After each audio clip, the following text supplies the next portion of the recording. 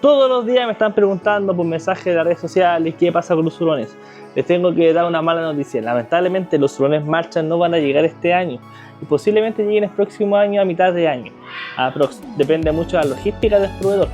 Pero esto es debido a que las aerolíneas, como son animales que vienen de Estados Unidos, no están recibiendo animales para poder importarlos. No van a alcanzar a llegar este año, como te digo, por problemas logísticos. Así que todas las personas que han estado preguntando, lamentablemente no podemos ayudar. Así que solamente les tengo que mostrar este hermoso huroncito que es mi ex, se llama Lisa y tiene 5 años. Así que lo siento mucho y espero que sigan mi contenido. Adiós.